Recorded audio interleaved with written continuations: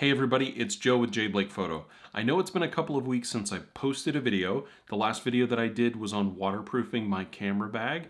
So I wanted to talk just a little bit about where I've been, what's been going on, and I want to tell you about this new thing that I bought.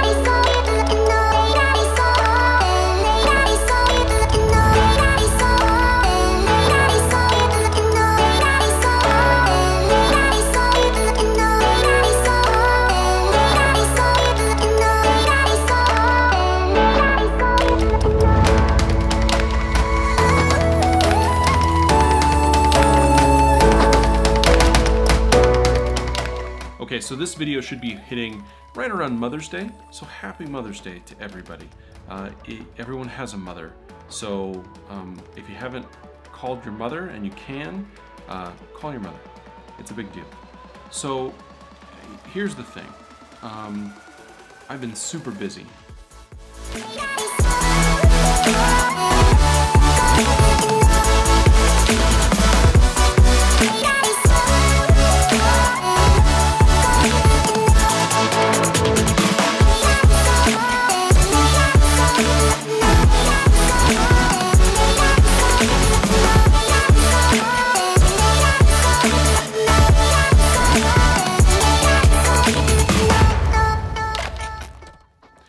Both at my 9-to-5 job, it has just been a ton of work, and also I've had a lot of other projects going on the side, so I haven't really had a whole lot of time to post videos. But I want to tell you a little bit about something that I had, a little project, little thing that I was doing a couple of weekends ago.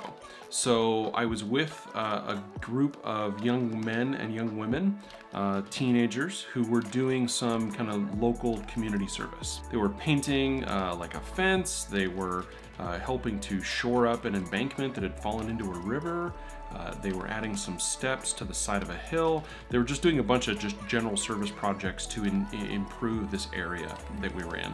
And I thought it would be super fun to document that process. So I went around with my camera, with the Macbook Pro, took a bunch of video, took a bunch of stills, just to give them something to remember the experience by, and also just to kind of show what was done.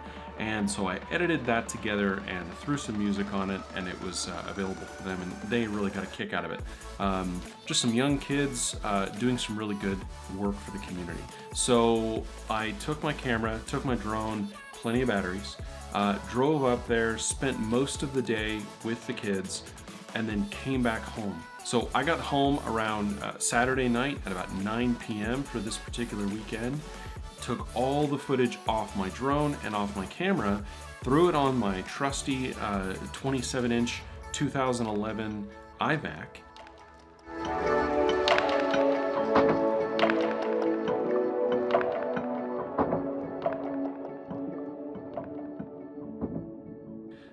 to let it optimize and create proxy media overnight.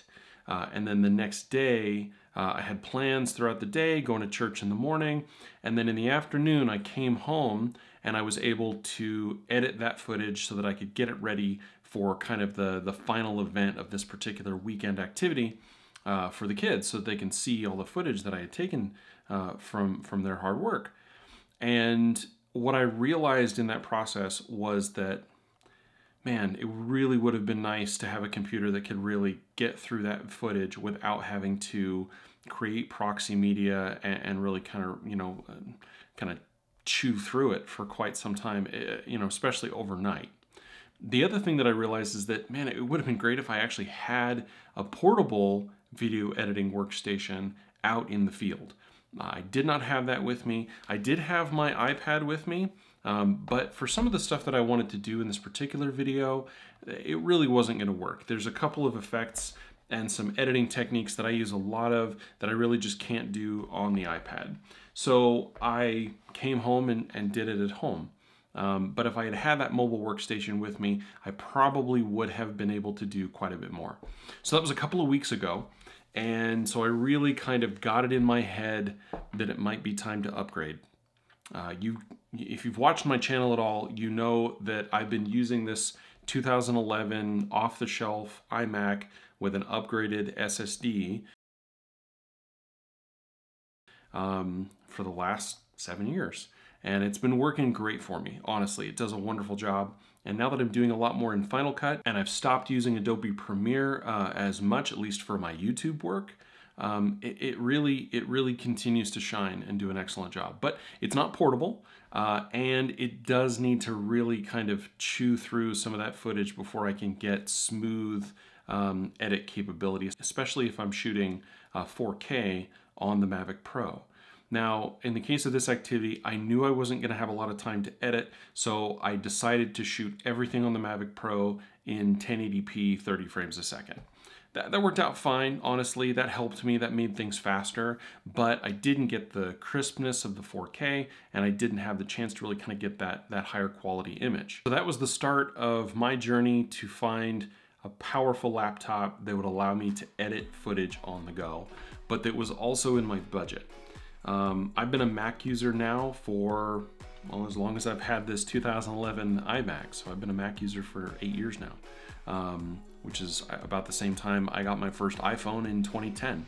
I really love Apple products, and they've worked really well for me. They've lasted quite a while, so I felt comfortable investing in another Mac. I do have a 2012 MacBook Air, and the only thing I've ever had to do with that is replace the battery in it.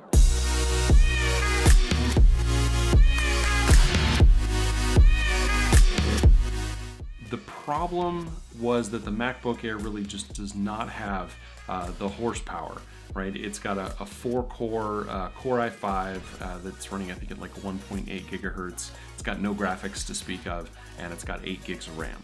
So it's a great little office workstation. I use it for meetings. It's great for taking notes. It's got about a 5 or 6 hour battery life.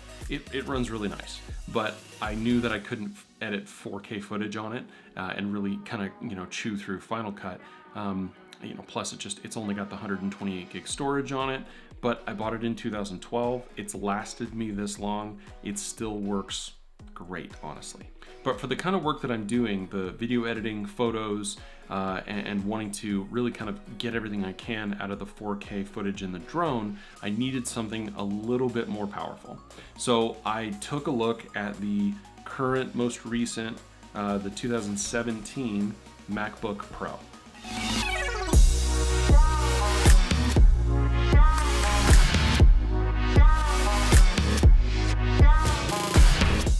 So some of the great things about the 2017 MacBook Pro is, it's super thin, super light, awesome battery life. The screen is amazing, and honestly, it's just ultra portable.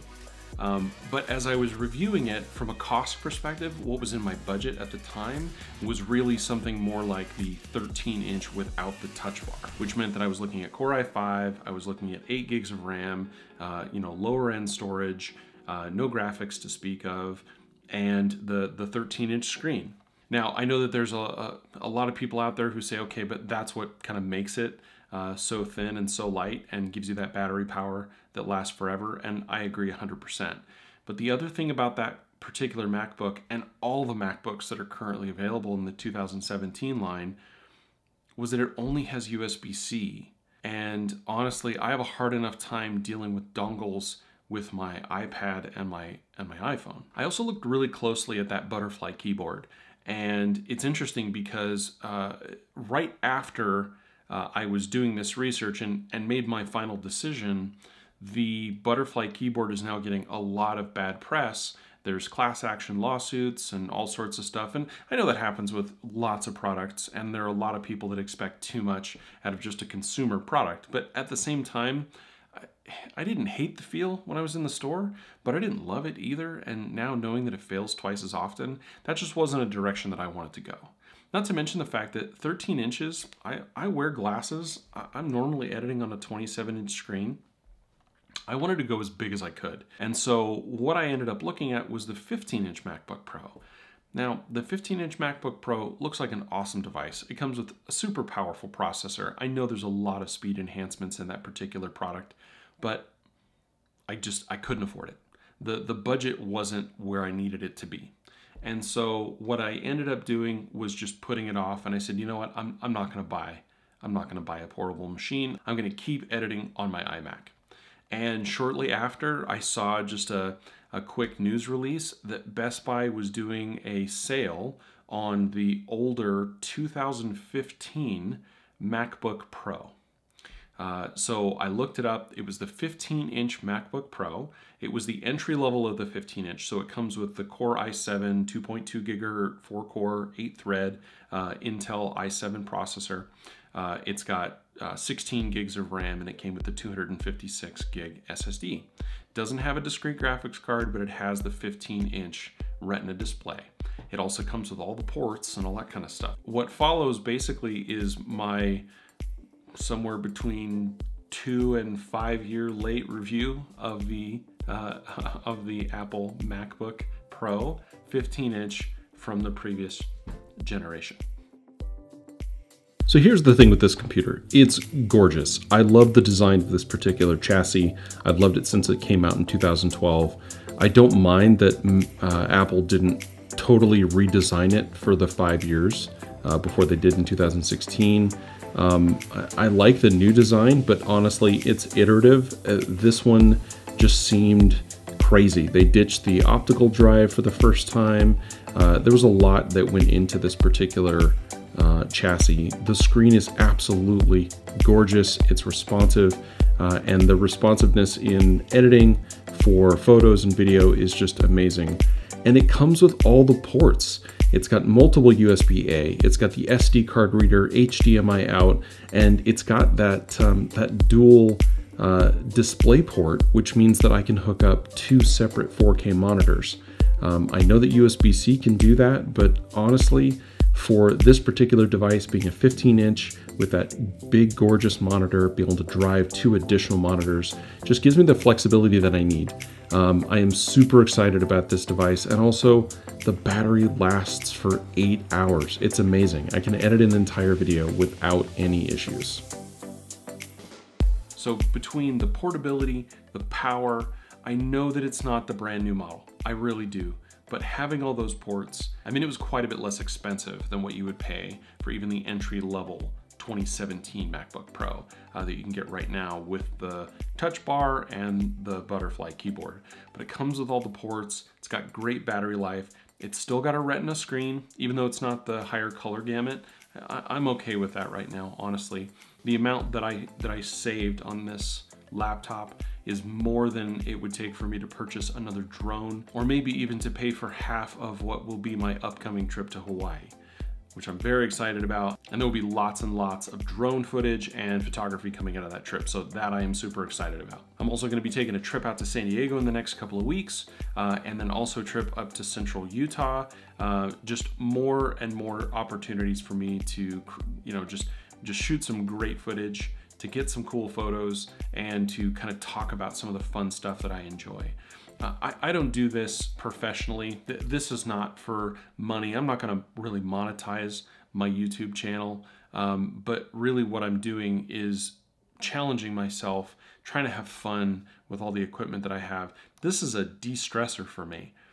My work was really stressful this week, and editing that little 1-minute montage sequence of my wife making those little Dutch pancakes and going through and editing it and working on the MacBook, honestly, it lowered my blood pressure.